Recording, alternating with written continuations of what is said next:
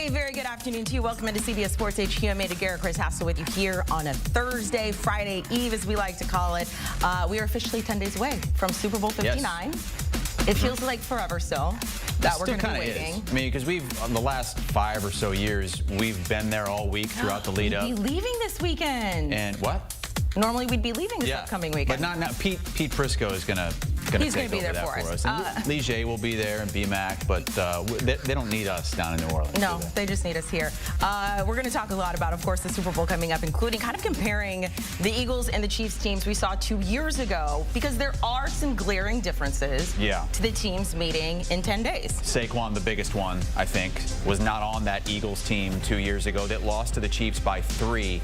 This is the second Super Bowl meeting between the Chiefs and the Eagles. Usually, it's a repeat winner. We've seen it several times. 1, 2, 3, 4, 5, 6. 6-2. The team that won the first meeting wins the next meeting. With the exception of the Birds in 2017. Yeah, and Dolphins and back then not the Commanders, but the Washington football team. Actually, not that either. The name we can't say anymore back in '82. He who shall not be named. He who shall be named, Danny Kanell, and Lige. Wait, no Danny. We're waiting for Danny. Waiting for Danny because Danny had to do cover 3, and apparently so Danny was that is supposed way to be more on important. set with us. He was supposed to be here on set. Then they said, well, he's not going to make it in. He's going to come on from home, and now we don't even have. But we do have Lige Douzable. Lige, you're going to have to be a little bit more long-winded to help us fill this thing out with Danny not here. We're going to play a little true or false with you, and the first one is this: true or false? The Eagles right now are a better team than they were 2 years ago when they played the Chiefs in Super Bowl 57. That's 100% true. And when you look at the differences between the two teams from 2022 and 2024, the main difference is obviously Saquon Barkley. They have a running back that literally can take any run 60-plus yards to the house. He's been one of the most, if not the most electrifying offensive player in football this year. But when I went back and forth, because me and Amanda were actually just having this conversation before we went live, it's a lot closer than people think, though, because when you look at that defense in 2022, and I know we have Jalen Carter, we have Jordan Davis, Milton Williams, who was on that team, but he was a young buck. Like, when you look at the totality of the defense in 2022, Hassan Reddick, Pro Bowler, I believe he had over 16 sacks. You got Josh Sweat, who had 11 sacks. Brandon Graham was the third in. He had 11 sacks on that defense. And then people forget, because James Bradbury was called for the defensive holding, he was an all-pro that year. So they had dudes on that side of the ball. So the biggest difference when you look at this Eagles team from 2022 to 2024, because even the offensive line is comparable. Let's not forget Jason Kelce, who some consider the best center ever, was on that 2022 team. The biggest difference is that guy right there to the right, Saquon Barkley, and how explosive he is in this offense. Like, DeAndre Swift was a really good piece, but he has not been the same running back that Saquon Barkley has been for the Philadelphia Eagles. I mean, A.J. Brown was coming off a Pro Bowl year. Devontae Smith had over 1,100 yards in 2022. But this guy right here, for what I just said, every carry can do this. Can go 60-plus yards to the house. So that has been the biggest difference when you look at these two teams from 2022 to 2024. No player has had more 60-yard touchdowns in a season than Saquon Barkley has this season for the Philadelphia Eagles. Danny Kanell is joining us, late but fashionable. Thank you, Danny, for finally showing your face. What do you think, true or false? This Eagles team is better than the one that lost to the Chiefs 2 years ago? I would agree with almost everything Lige just said.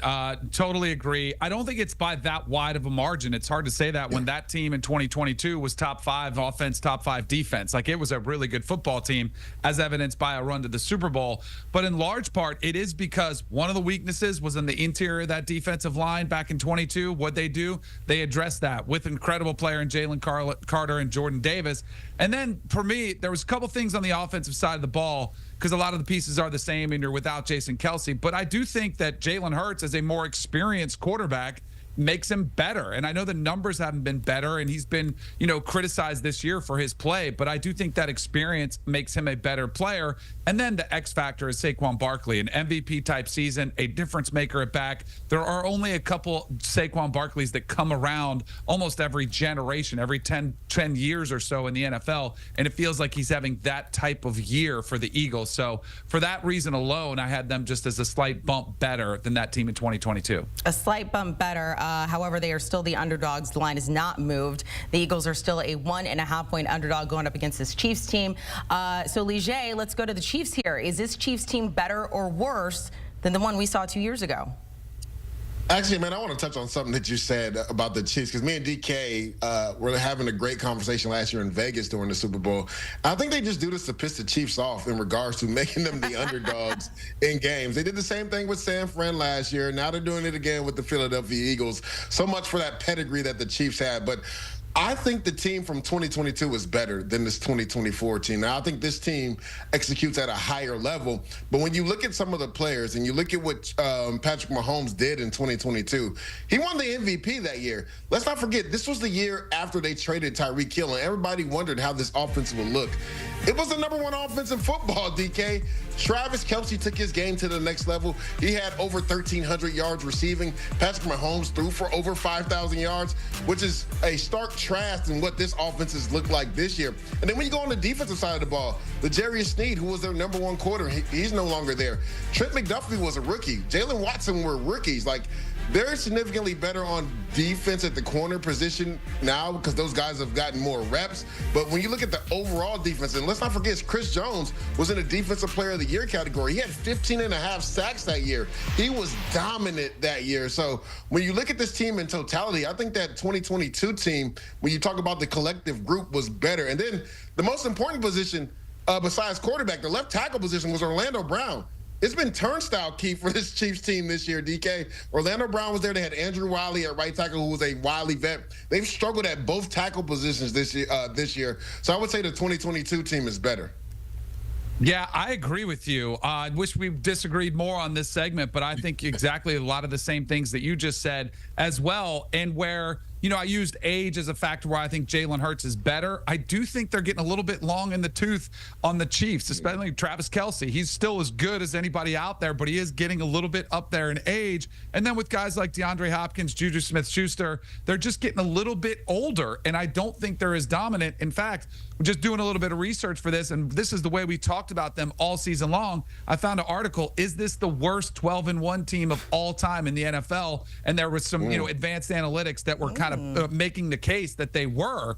And it was a team that was criticized all season long. And even despite that, they still finished 15-2 with a 1 seed, and they're still here, which I do think is a testament to Andy Reid and Patrick Mahomes and the rest of that, the guys, the leaders in that building to get to this point. But yeah, I don't think they're as good as that team in 2022. As voice of the Chiefs, Mitch Holthus says after every game, you can doubt the Chiefs, you can disrespect the Chiefs, but gosh darn it, you're going to have to deal with the Chiefs, and the Eagles are going to have to do that in the Super Bowl. I still say they do know how to win, more so they know how not to lose. Yeah, they win one-possession games. How many in a row have they won? It's unbelievable. The Chiefs have won over a dozen straight one-possession games. So we've talked about Saquon, and that's the big reason why the Eagles are a better team now than you guys believe they were 2 years ago. Amanda and I were discussing this yesterday, and we both agreed that Saquon is the more exciting player than Patrick Mahomes in the 2024 season. True or false? And Danny, I'll let you start us off. Saquon is more exciting than Patrick. I did not give this answer. I did not give this answer to our producer, so he's going to have to come up with one on the fly. That is false. I love Saquon. Ew. He's been phenomenal. But we are watching one of the greatest quarterbacks that we've ever seen, and I have not seen a player have a knack, a flair for the dramatic, if you will, the way Patrick Mahomes does. And Saquon's incredible, and there could be any run that could go anytime. But there's also a run could happen with Patrick Mahomes. A questionable call could happen with Patrick Mahomes. An incredible throw from the pocket could happen with Patrick Mahomes. An incredible throw from outside the pocket could happen with Patrick Mahomes. And not to mention that he's going to touch the ball almost, every single play where, yes, I know he hands it off sometimes, but he is the most impactful player in this game. He's the most impactful player in the entire NFL.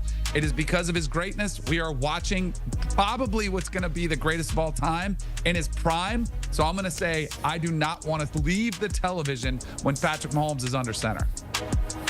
Yeah, DK, I'm with what you said earlier. I wish we would disagree more, but I'm with you. Patrick Mahomes is the most exciting player to watch in these playoffs. And on the screen, it shows you right there, most career game-winning drives, right? He has 7 behind only the GOAT, Tom Brady. And this is only his 7th year starting. Like, just put that into perspective. This is only his 7th year starting, and he has 7 career game-winning drives in the playoffs. And we just go back to last week when he isn't having a big effect on the game throwing the ball. He uses his mobility. How many times, DK, did he get outside of the pocket, whether it was on 4th down, whether it was in the red zone, and scamper into the end zone? We go back to the week before in the division round. He's literally getting tackled, and it's almost like the Michael Jordan when he's reaching out versus the Monstars in Space Jam, and he's reaching his arm out with the football, and he throws it to Travis Kelce in the back of the end zone while getting tackled. Like, you just never know what's going to happen with Patrick Mahomes. And then when you got to have it in those clutch moments at the end of the game, there's nobody that's probably you trust more. Now, this season, I was on record saying there's nobody I trust more this season than Jaden Daniels. But when you talk about totality of career, there's nobody you want more in that scenario than Patrick Mahomes. So, yes, Saquon is very exciting because of what we talked about, the 60-plus yard touchdown runs. But with Patrick Mahomes, any given play could have you saying, ooh and ah. So it's 2-2. I mean, we both think it's Saquon.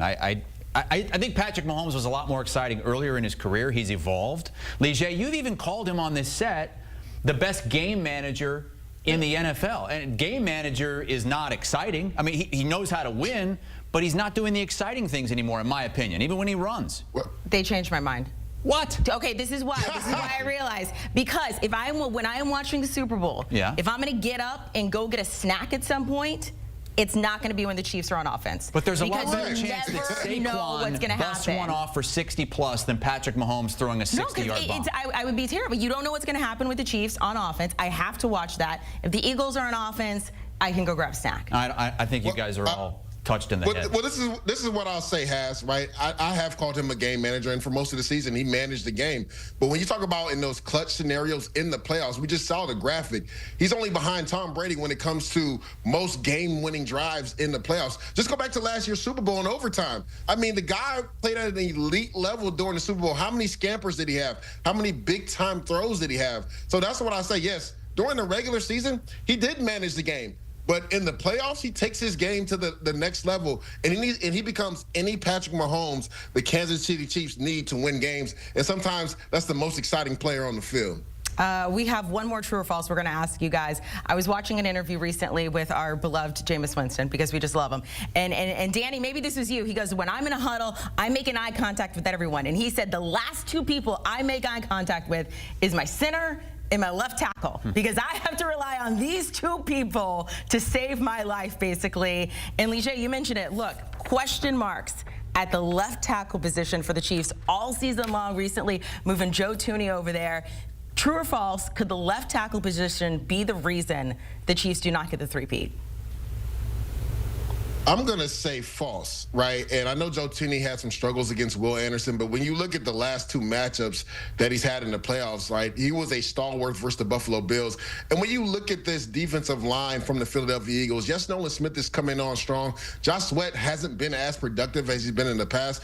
I think Joe Thuney matches up well against those 2 because he understands his leverage and he understands his quarterback. He knows he's going to block from inside out and that Patrick Mahomes can step up in the void in the pocket, because he still has Trey Smith and Creed Humphrey in the inside. So when you look at what Will Anderson did versus Thuney, none of these guys that Thuney has played the last few weeks presents that same issue or energy that Will Anderson has off the edge. So we talked about this earlier, man. When you look at this 2022 team versus 2024 teams, they had Orlando Brown at left tackle, which was a stalwart for them. But I think Joe Thuney will be fine. He's really been the guy that they've been able to trust in the most. And like I said, when you look at what he did last week versus Buffalo, and then you look at this Eagles defensive line, more specifically on the edge, I think Joe Thuney will hold up well.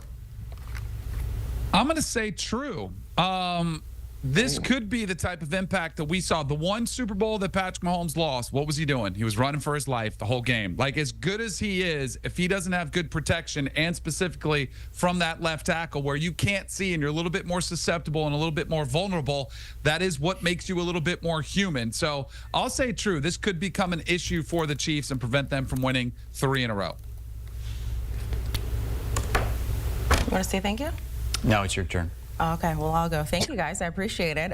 Don't go away, though. I do want to give Lige a chance, though, because I think we've got our promo that our great graphics and promotions department made for our Super Bowl coverage more than anyone. So, Lige, I don't know if you're aware of this, but Pete Prisco has almost handed in his resignation because he's not on this promo. But as far as we know, you're the only other person left off of this. So we cede you the floor if you have anything to say about it. The disrespect is real. That's all I'm going to say. At least Lige can laugh about it. There's no laughing matter when it comes to Pete being left off this. No. Or you could be Danny, who just gets told, you know what, you were late to the show today, you're going to stay home and not cover the Super Bowl. Our coverage begins next week from Nowlands.